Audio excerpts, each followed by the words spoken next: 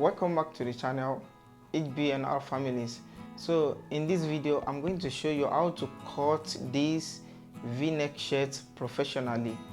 So there is no any actual neck measurement for v-neck, but I just come up with my own pattern of cutting. So I used my neck measurement plus additional extra 3 inches. Assuming if my neck measurement is 15 inches, I added extra 3 inches to it, which will gives me 18 inches. And I divided that 18 inches by 3, which will gives me 6 inches. So that 6 inches is what we are going to be using to cut our neck. So for the back drop, for the back neck, I mark 3 inches because I'm cutting on fold, and 3 inches multiplied by 2, it will gives me 6 inches. So for the front drop, I mark 6 inches plus half of an inch. I add extra half of an inch to the 6 inches. So if you wish, you can add extra 1 inches to it, because it depends on how long you want your v-neck to be long. So I don't really like it to be too much long, so that's why I added half of an inch to it. So let's get started and let's see how we'll be cutting out the pattern HBNR. Thanks for watching.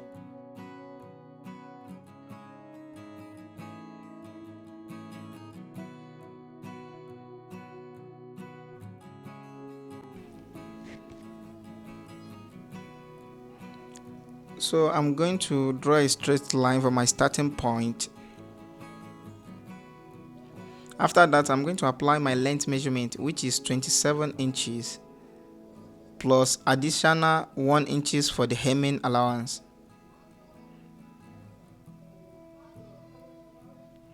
So I'm going to connect the marked line together.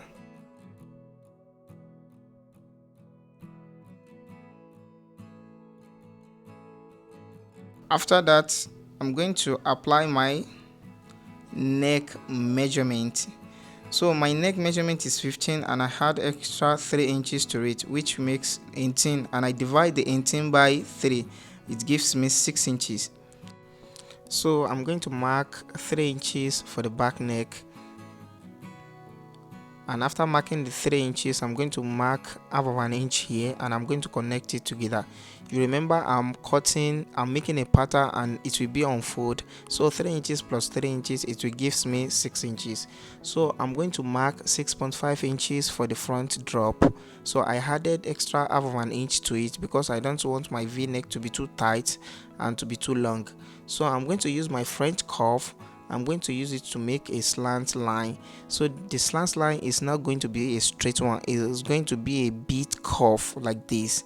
So it's going to be a bit curve like this. Now I'm going to apply my shoulder measurement. My shoulder is 16 divided by 2, it will gives me 8 inches. So I'm going to mark 8 inches here. So for my shoulder slope, I'm going to divide 37, which is my chest, by 24. It will gives me 1.5. So I'm going to mark 1.5 for my shoulder slope as well. So I'm going to connect the line of the shoulder slope to the tips of the neck like this. And after that, I'm going to determine my armhole depth by dividing my chest by 4 minus 1. So 37 divided by 4, it gives me 9.25 minus 1 inches. It will equivalent to 8.25. So I'm going to mark 8.25 here.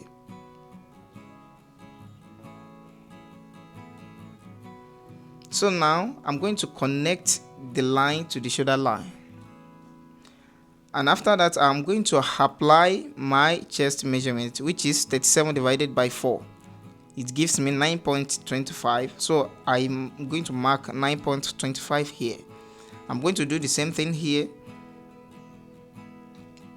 So, and I'm going to connect it by drawing a straight line like this.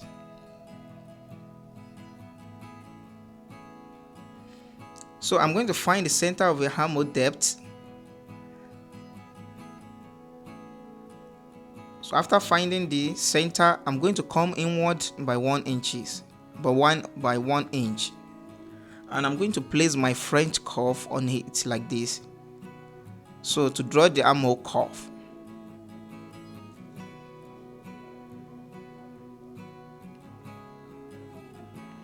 so our pattern for the bodice is okay. Now I just added seaming allowance to it, and I'm going to cut it out.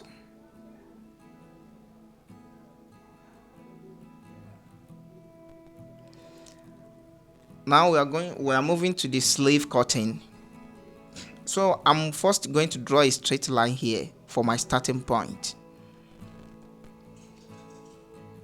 and after that I'm going to divide the chest of the cloth, which is 37 by 10. So 37 divided by 10, it will gives me 3.7. So I'm going to mark 3.7 for my sleeve cap height.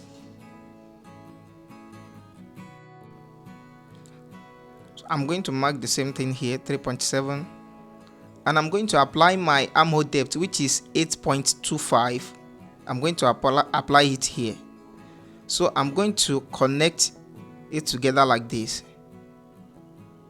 and after that I'm going to form a slant line to connect with the starting point line. So after that I'm going to mark the slant line, and I'm going to find its center. So after finding its center, I'm going to divide the center by 2, and I'm going to mark it like this. So I'm going to do the same thing at the lower part as well. So I'm going to mark half of an inch here, and also I'm going to mark half of an inch here as well. So I'm going to place my French curve to connect it to the center marked area.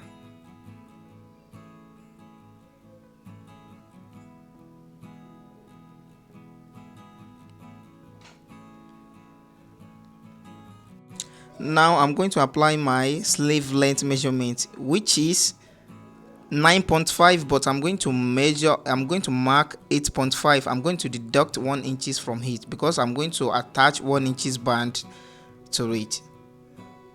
So I marked 8.5 minus 1 inches for the handband.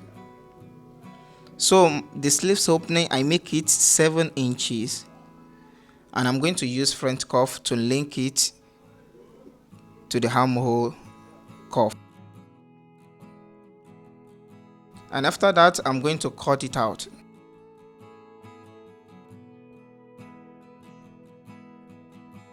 Now I'm going to using the pattern to cut the fabric. The fabric I'm using here is jersey material. So pay full attention to how I'm going to fold it. I've already folded it here, and I'm still going to fold it again like this. So I will make sure there is no any rumple or any underlay or overlay in any area. So after placing it here like this, I'm going to start my cutting.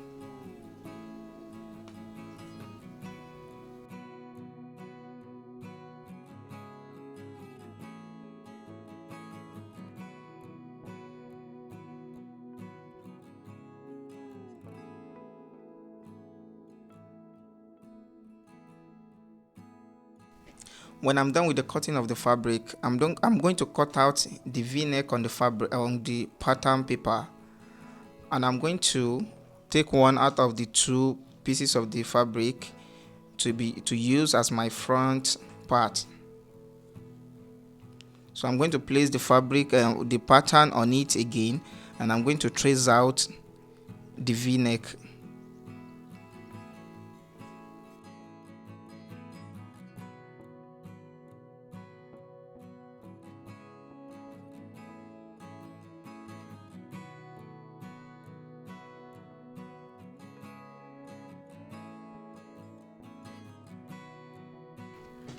So now I'm going to cut my sleeve pattern. I'm going to place it on the fabric like this, and I'm going to trim it out.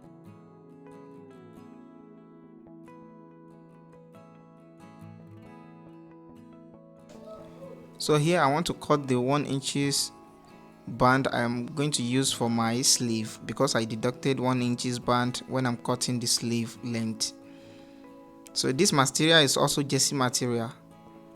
So I'm going to mark 2 inches, because when I fold it, it will equivalent to 1 inches.